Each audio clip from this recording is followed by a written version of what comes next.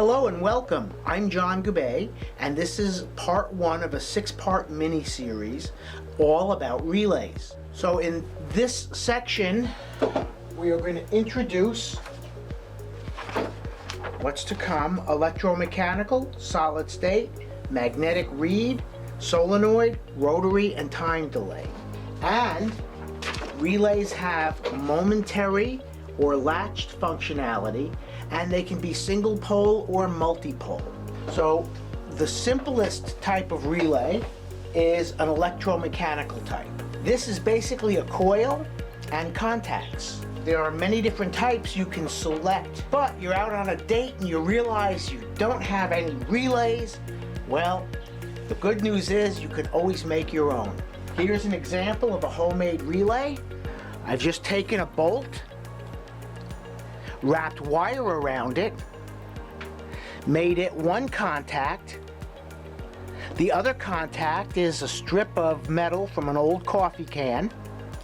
The contact circuitry is a 12-volt light bulb going to a gel cell, coming back to the other contact.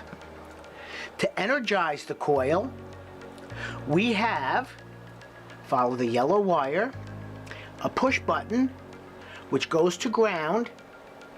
The positive comes to the other end of the coil, and we are also monitoring the coil using an oscilloscope so we can see the back EMF spike that typically occurs when using an electromechanical coil-based relay, which is why we will use snubber diodes. In part 2 we will go into that. So here I push the push button. You can see the mechanical motion. The light bulb is lighting and going out, and we can see the spikes when the relay energizes and de-energizes. So now your date doesn't have to be ruined because you can make your own relay out of parts that you probably have on hand. Tune in for part 2 where we go through a more detailed description of electromechanical relays, show how to choose them, how to spec them, and how to design driver circuits for them. Thank you. Bye-bye.